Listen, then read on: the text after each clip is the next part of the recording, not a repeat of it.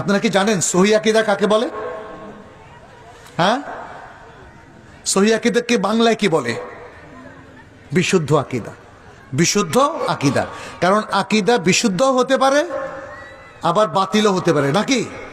আকীদা কি বাতিল হতে পারে? বলেন, হতে পারে। বাতিল আকীদা কেমন? যেমন মাজারে গিয়ে সেজদা করা, এটা কি বিশুদ্ধ নাকি বাতিল? বলেন। মিলাদ পড়া বিশুদ্ধ আকীদা নাকি বাতিল? বাতিল আকীদা। কারণ মিলাদ যারা পড়ে তারা মিলাদ পড়ে দাঁড়িয়ে যায় আর বলে রাসূল সাল্লাল্লাহু আলাইহি ওয়াসাল্লাম সেখানে উপস্থিত হয়েছেন। এটা আমল ও বিদআত, আর আকীদাটাও এখানে ভুল, বিভ্রান্তিমূলক। তাইলে আকীদা শুদ্ধ হতে পারে, অশুদ্ধ হতে পারে, হকও হতে পারে, বাতিলও হতে পারে। বিশুদ্ধ আকীদা কাকে বলে? বিশুদ্ধ আকীদা হচ্ছে ইমানের এই রকনগুলোকে কোরআন এবং সুন্নাহর আদলে জেনে নেওয়া, শিখে নেওয়া এবং সেভাবে বিশ্বাস করা। এটা হলো বিশুদ্ধ আকীদা। আল্লাহ কোথায় আছেন বলেন তো? আল্লাহ কোথায় আছেন? জোরে বলেন। আরশের উপর আছেন। এটা হলো বিশুদ্ধ আকীদা। আর যদি কেউ বলে আল্লাহ সর্বত্র বিরাজমান, এটা হলো অশুদ্ধ আকীদা। কারণ কি? কারণ আল কোরআন এবং আস সুন্নায় অসংখ্য আয়াত এবং হাদিসে, অসংখ্য হাদিসে এসছে আল্লাহ কোথায় আছেন? আল্লাহু ফিস সামা, আল্লাহু ফিস সামাই আলাল আরশ, আল্লাহু ফিস সামাই আলাল আরশ। তাহলে আমরা বলবো আমাদের জানার প্রথম গুরুত্বপূর্ণ বিষয়টা হলো ঈমান এবং আকীদা। দ্বিতীয় বিষয়টা কি? কেউ কি বলবেন নিজের থেকে? একটু বলেন তো, দ্বিতীয় বিষয়টা কি? ইবাদা। দ্বিতীয় বিষয়টা হলো ইবাদা। আবার বলে, দ্বিতীয় বিষয়টা কি? ইবাদা। ইবাদতকে দুই ভাগে ভাগ করা হয়।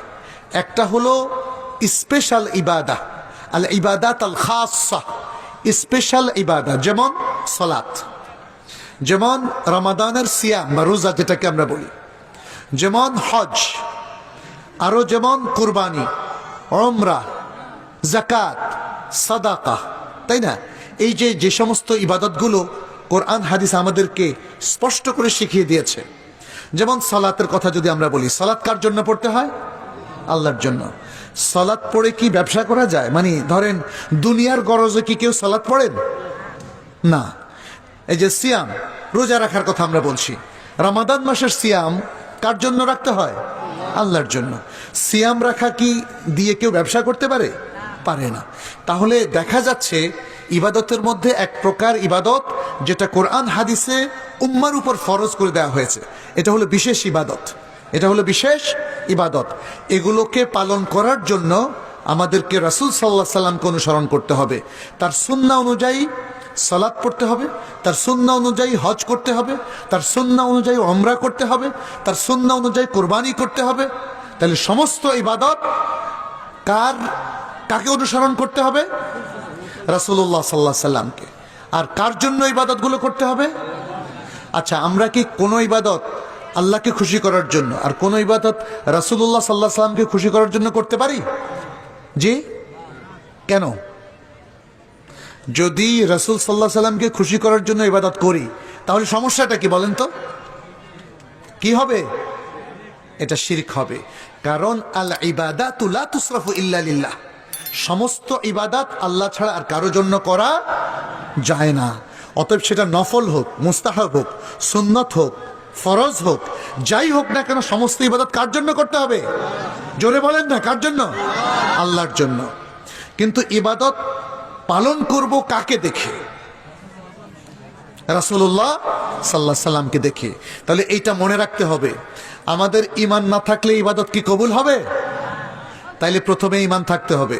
দ্বিতীয় হচ্ছে ইবাদত পালন করতে হবে কার জন্য? তৃতীয় হচ্ছে ইবাদত পরিপালন করতে হবে কার সুন্নাহ অনুযায়ী? রাসূল সাল্লাল্লাহু আলাইহি ওয়াসাল্লাম অনুযায়ী। তাহলে তিনটা শর্ত ইবাদতের জন্য হলো, তিনটা শর্ত।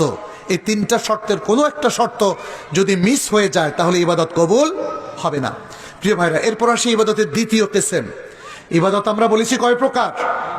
দুই প্রকার। একটা হলো খাস ইবাদত, যেগুলোর ব্যাপারে আমরা বললাম। দ্বিতীয় হচ্ছে ইবাদত, আরেক প্রকার হলো সকল ভালো কাজ ইবাদত হবে যদি সেই কাজটা আপনি আল্লাহকে খুশি করার জন্য আর শরীয়তের নিয়ম মোতাবেক করেন। যেমন খাবার খাবার খাওয়াটা কি বলেন তো, এটা কি ইবাদত নাকি জায়েজ কাজ? এটা জায়েজ কাজ, কিন্তু এটা ইবাদত হইতে পারে। আপনি যেমন সকালবেলা ব্যায়াম করছেন, এটা কি ইবাদত? ব্যায়াম করা কিন্তু ইবাদত না, বুঝতে পেরেছেন? বাচ্চারা সকালবেলা মাদ্রাসা যাচ্ছে, এই যে যাওয়াটা কি ইবাদত? না। কিন্তু এই যাওয়াটার পেছনে যদি আল্লাহ সন্তুষ্টি তার উদ্দেশ্য থাকে আর সে এই সমস্ত কাজ শরিয়া মোতাবেক পালন করে, তাহলে এটা কি হবে? ইবাদত হবে। আপনি যেমন চাকরি করেন, পোস্ট অফিসে চাকরি করেন, কিংবা আপনি স্কুলে মাস্টারি করেন, তাহলে এই যে মাস্টারি করা, পোস্ট অফিসে চাকরি করা, এটা তো ইবাদত না। কিন্তু যদি আপনি এই দায়িত্বটা শরিয়া সম্মতভাবে করেন, যে সেখানে বসে ঘুষ খেলেন না, ফাঁকি দিলেন না, এবং নিজের রিজিককে হালাল করার জন্য ঠিক মতো ডিউটি করলেন। কেন? কারণ ঠিক মতো ডিউটি করলে কে খুশি হবে? আল্লাহ খুশি হবে।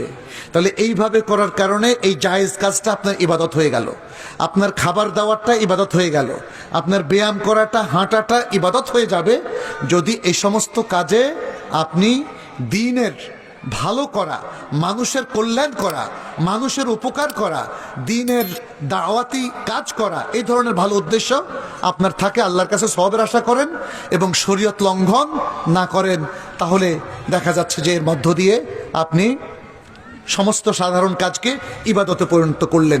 এটাই হচ্ছে আমাদের সবচেয়ে বড় অর্জন।